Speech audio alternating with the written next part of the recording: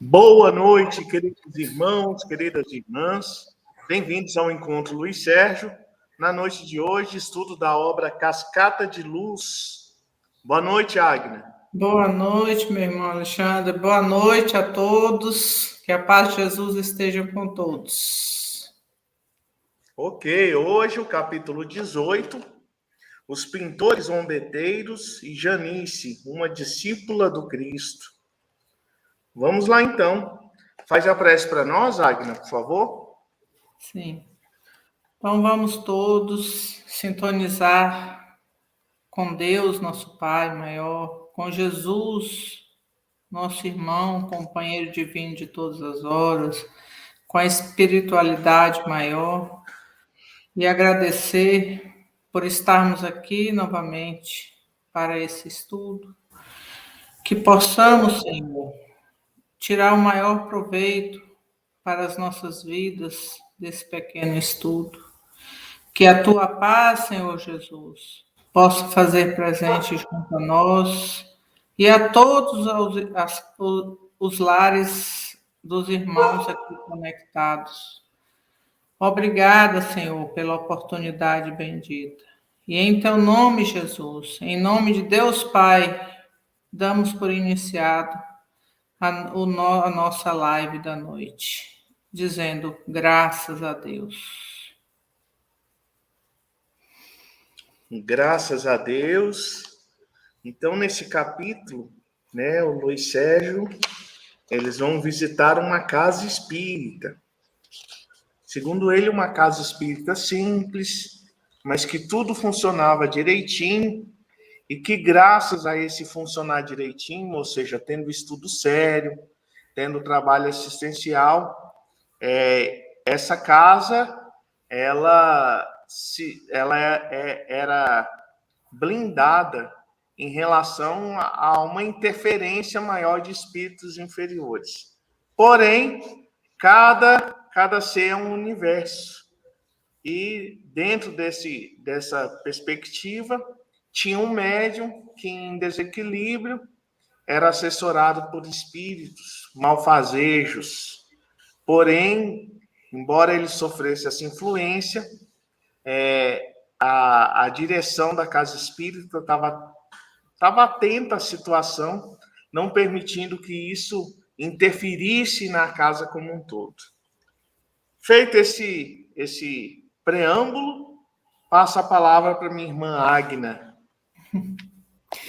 Essa casa, ela era, como o nosso irmão falou, né, o Alexandre, ela era uma casa bem estruturada, né?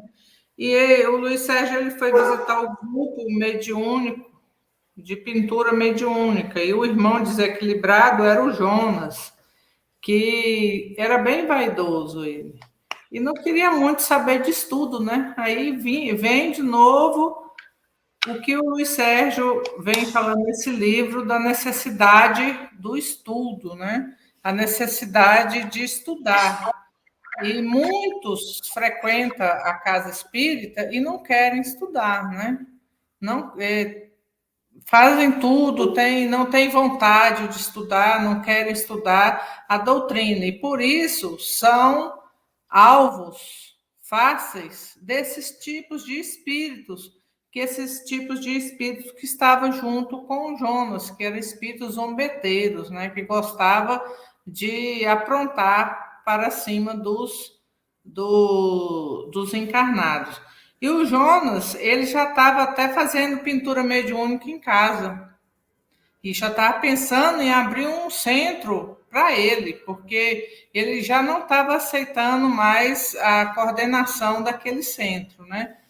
E numa reunião de orientação, veio um espírito lá da casa da Departamento de Artes da Universidade Maria de Nazaré, para dar uma comunicação, para ver se alertava o Jonas. Mas não adiantou nada. Porque, no final, esse espírito, que era um espírito de luz, um espírito de escola, ele só falou que era Antônio o nome dele, né? E o Jonas falou, Antônio? Que Antônio? Quem é esse Antônio para ficar falando como é que eu vou ser um discípulo de Jesus, né? Porque ele era muito vaidoso. Então, ele achava que as pinturas dele, os espíritos falavam que era Leonardo da Vinci, Renoir, só esses nomes importantes, né?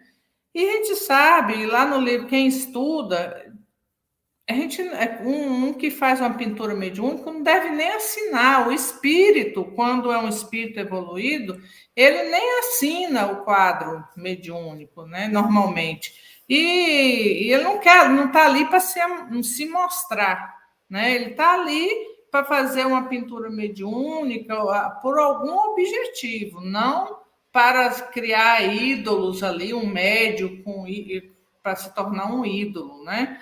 Então, o Jonas, infelizmente, ele estava sendo levado pela sua vaidade e ele atraía esses espíritos.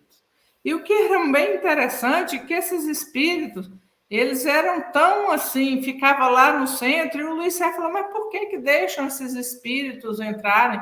Porque o Jonas puxava esses espíritos, né? Cada um, como o Alexandre falou, cada um de nós é um universo.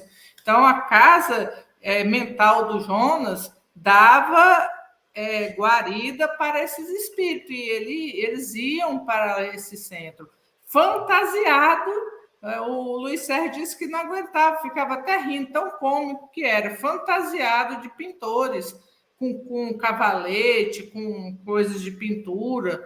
E no final eles queriam até pintar um quadro de Luiz Sérgio, falando, não, você vai fazer o maior sucesso, deixa eu pintar. E o Luiz Sérgio, não, meu amigo, o meu negócio aqui não é para pousar para vocês, não. O meu negócio aqui é só para livros espíritas, é o meu trabalho, não tenho nada, não vou fazer isso, não.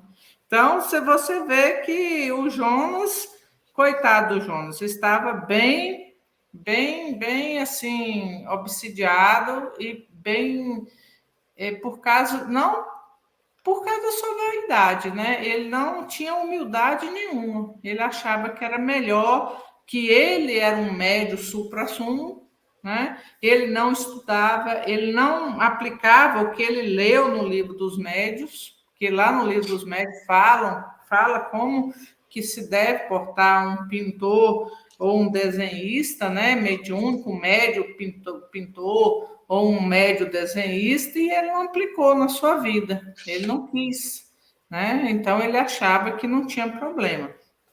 E isso trouxe muito problema para ele, né? Como vai trazer para qualquer um de nós que não vestir essa veste da humildade, né? A principal característica do médium com Jesus é ser humilde, né? Se a gente não for humilde, aí vai ter problema. Nós vamos ter problema, né, Alexandre?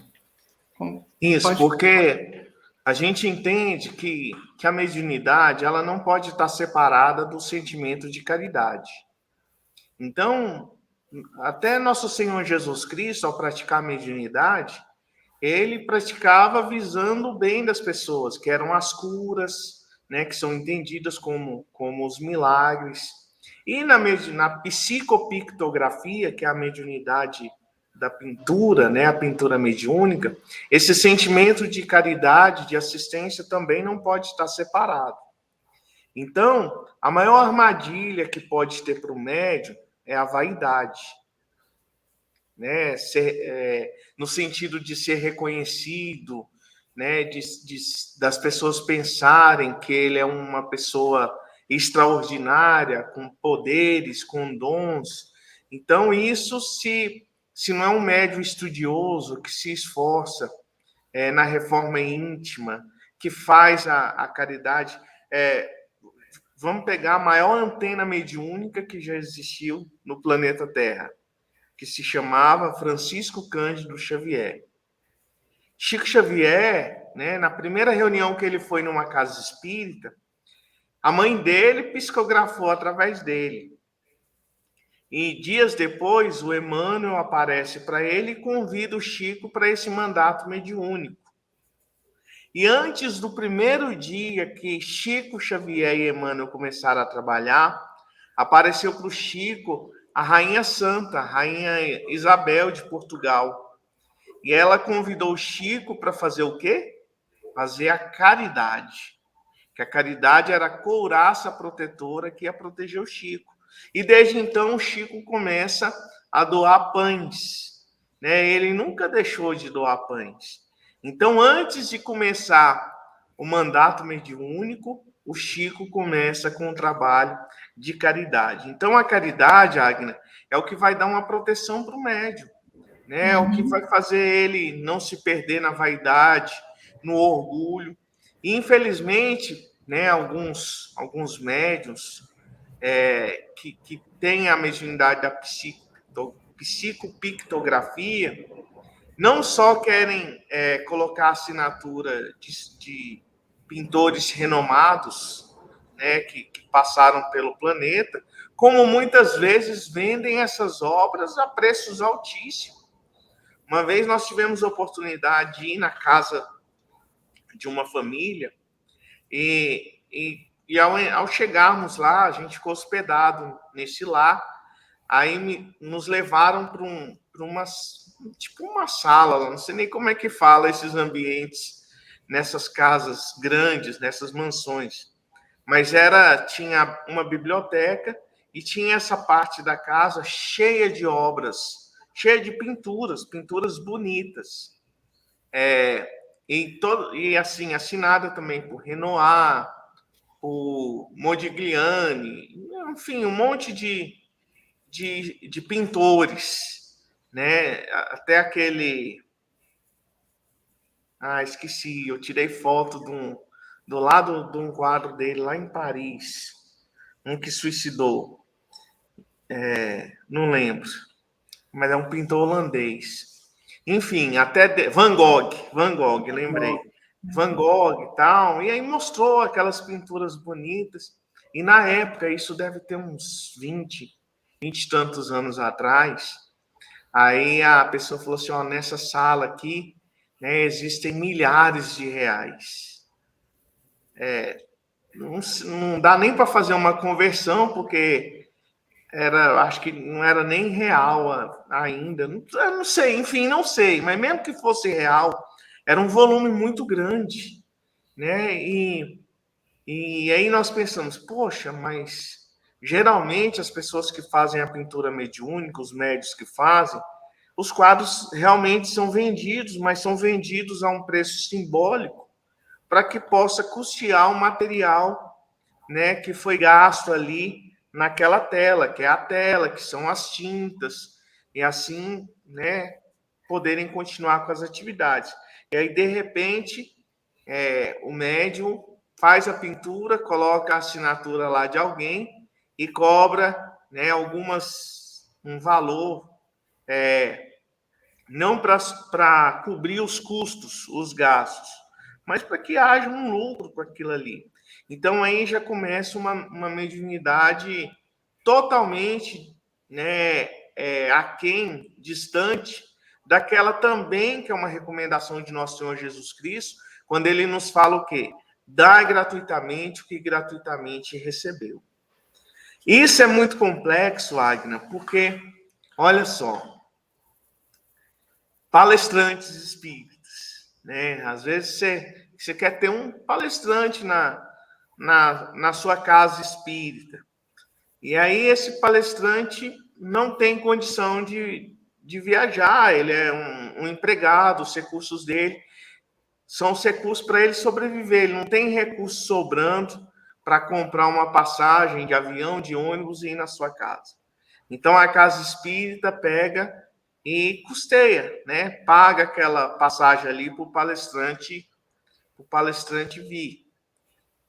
É errado isso? Não, não é errado.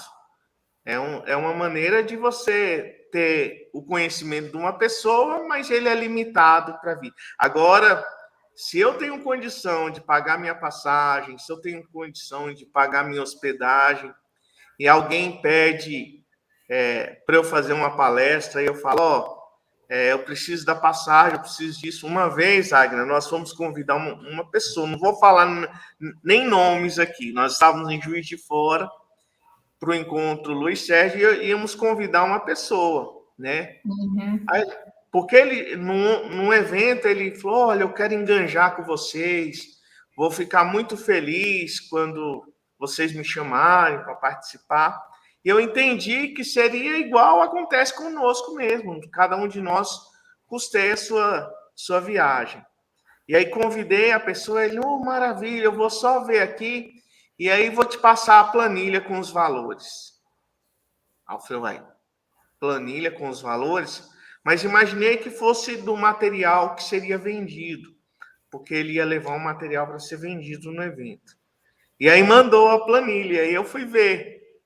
Tava assim, o custo de cada pedágio, uma parada para lanchar, a cada 3 horas, combustível com uma média de 8 quilômetros por litro de combustível, um valor aproximado de desgaste do carro. Aí eu falei assim, opa, peraí, nós não estamos te contratando para prestar um serviço remunerado. A gente achou que você era uma pessoa voluntária. Ele falou, não, eu sou uma pessoa voluntária, mas tem esses custos aí que vocês têm que cobrir. Eu falei, cara, mas cobrir custo de desgaste de carro, cobrir, se você pedir uma força para gasolina, mas você está cobrando todos os pedágios, inclusive parada para lanchar, faz uma matula aí na sua casa e você lancha o que você... não sei o quê, não sei o quê. Eu falei, então quer saber uma coisa? Nós não vamos poder te trazer, porque a gente também não tem dinheiro, a gente não cobra das pessoas, não vende o evento.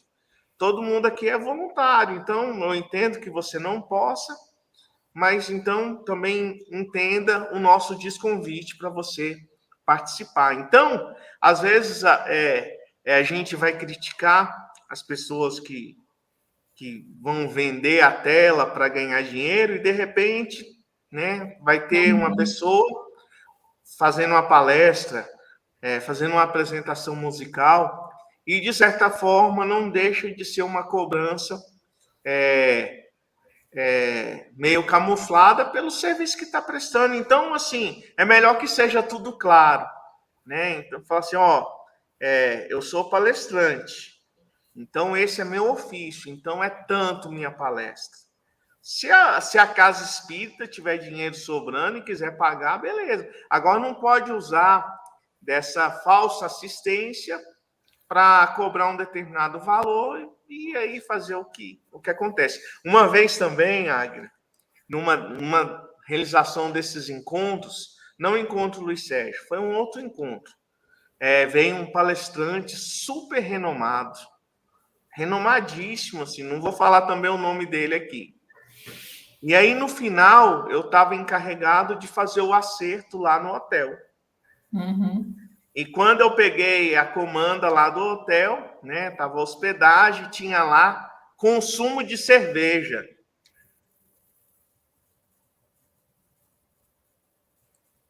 Espera aí, tem alguma coisa errada.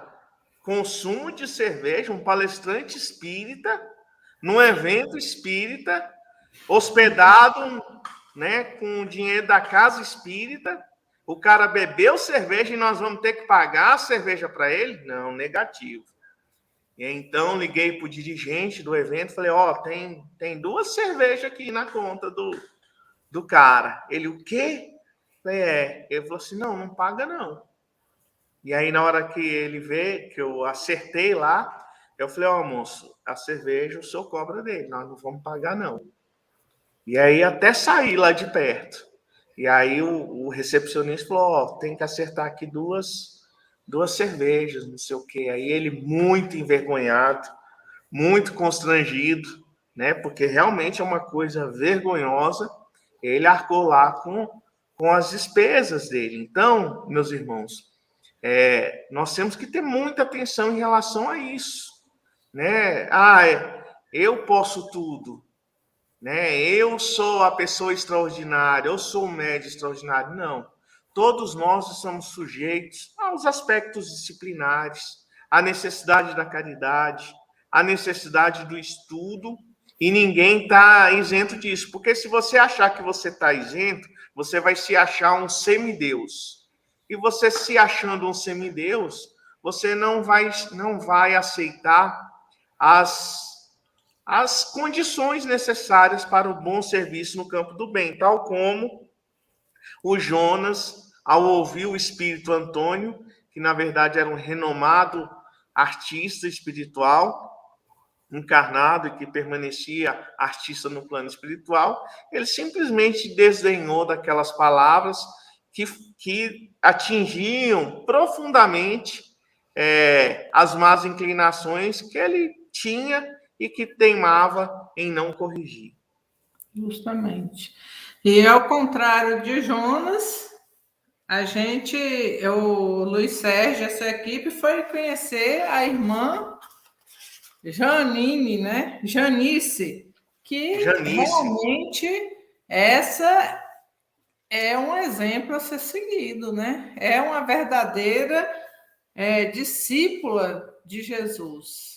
Né? Vocês lembram, na década de 90, no início de 90, quando começou a AIDS, né? Foi um horror, né? A AIDS, final da década de 80.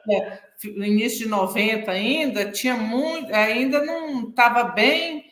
A AIDS, quem pegava AIDS, era bem como fosse aquela época de Jesus, do pessoal que tinha lepra, né? Era jogado fora. A família não queria, a sociedade não queria, ninguém queria mais saber. Então, havia muito preconceito com o aidético, né? O pessoal que pegou AIDS, de qualquer forma, sofreu muito, muito, muito naquela época. E essa irmã, ela trabalhava justamente com esse pessoal, né? Com os aidéticos. Ela saía, ela era espírita, e ela saía para ajudar esse pessoal que tinha contraído a AIDS, né? E ali ela orientava aqueles que ela encontrava, até que ela achou um jovem chamado Paulo, debaixo da ponte, e ele estava muito revoltado, e ela começou a conversar com ele, começou a falar sobre o que ele não estava falando sobre o sexo desregrado, que ele estava ali com tanta revolta, e ele estava passando AIDS para todos os companheiros dele, né?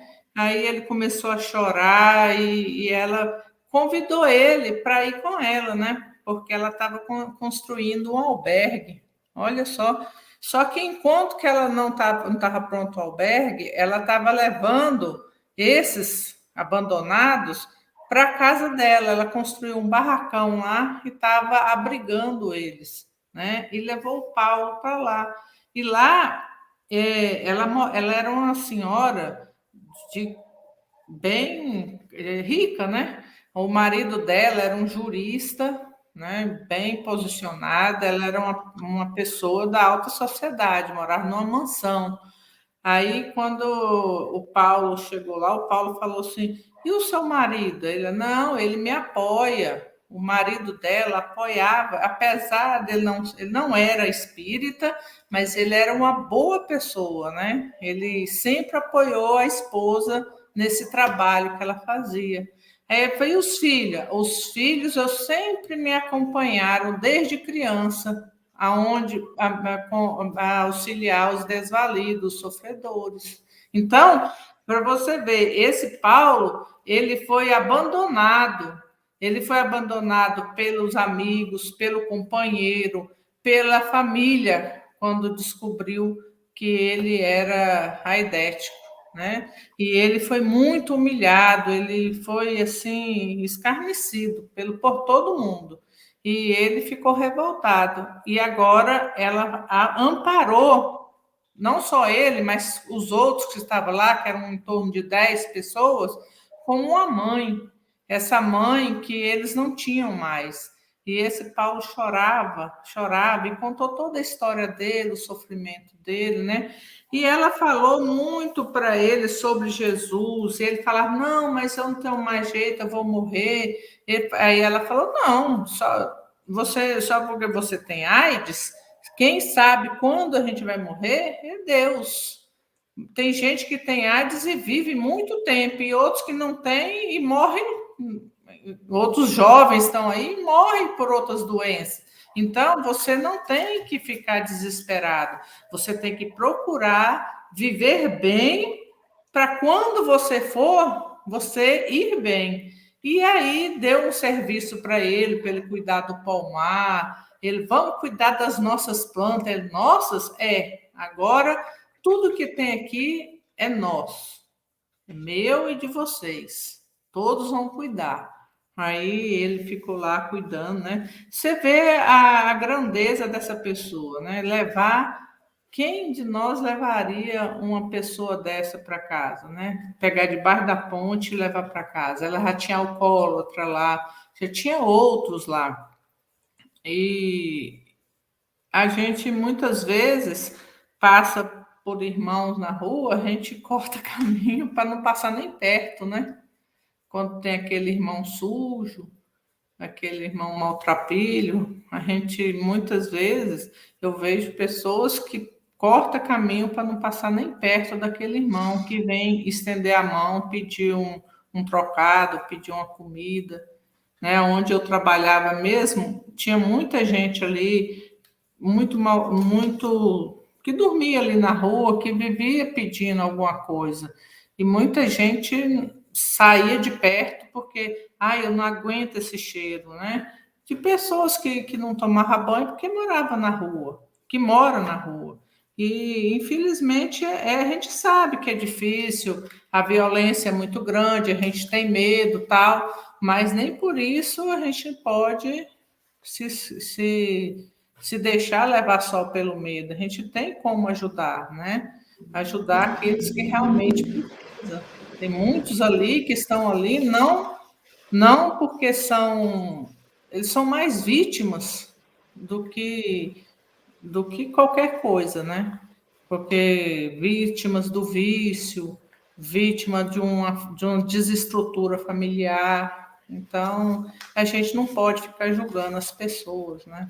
A gente julga muitas pessoas. Infelizmente, eu estou falando não só falando de mim, de qualquer um de nós, porque nós somos assim ainda, muito imperfeitos. Gente, quem dera a gente tivesse, cada um de nós tivesse um pouco de Janice, né? Não é, Alexandre?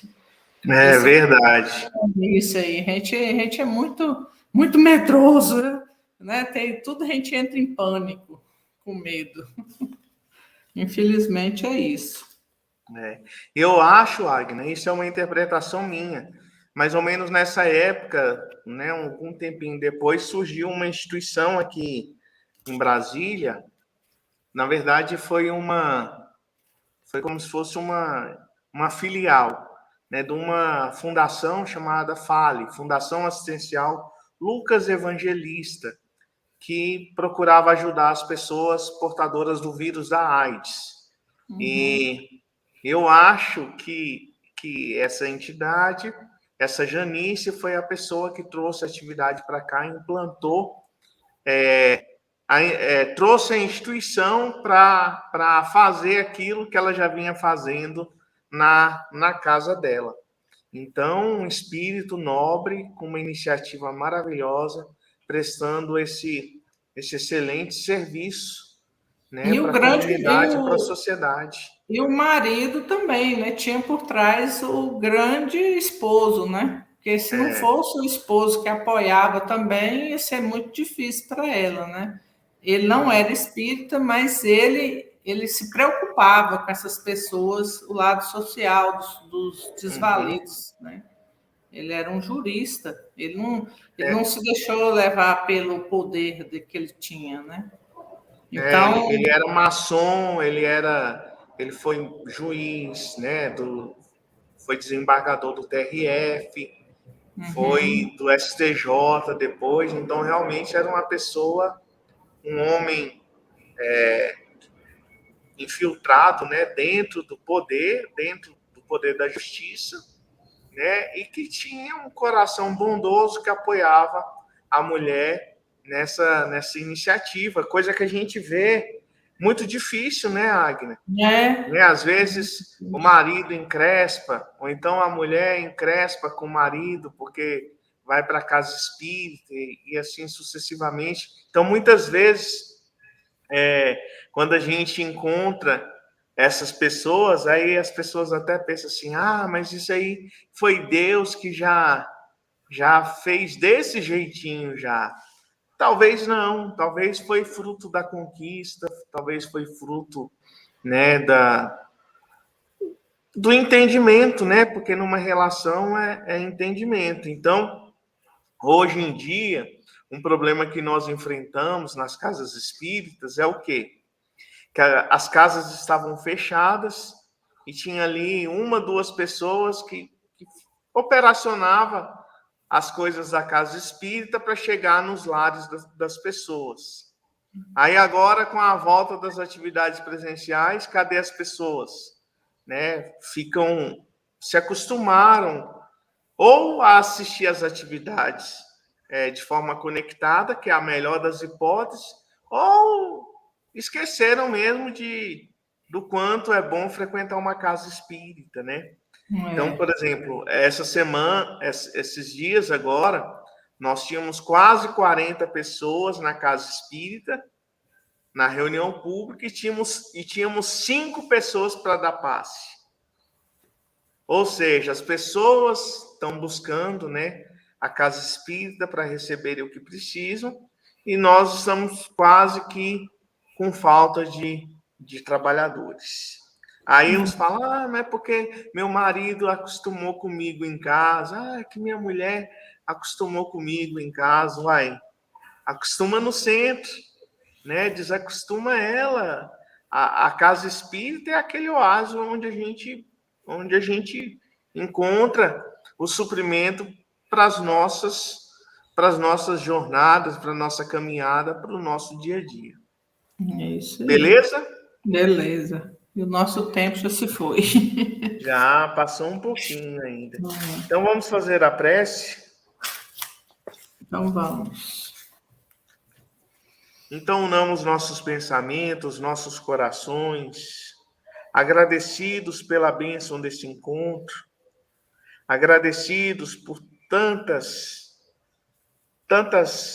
novidades, tantos esclarecimentos trazidos pelo Luiz Sérgio, que possamos utilizar esses ensinamentos na nossa vida, nos tornando bons médios, bons trabalhadores, bons familiares, bom familiar, para que assim também possamos nos tornar uma pessoa de bem e contribuirmos para o progresso do nosso planeta e sermos instrumentos de assistência àqueles irmãos nossos mais necessitados. E assim, Senhor Jesus, agradecidos, é que pedimos a permissão para encerrar nossas atividades. Sê conosco, Senhor, hoje e sempre. Graças a Deus. Graças a Deus. Boa noite, Alexandre. Boa noite a todos. Fiquem todos com Boa Deus. noite. Valeu, pessoal. Tenham todos uma excelente noite, uma boa semana, um grande abraço e muita paz.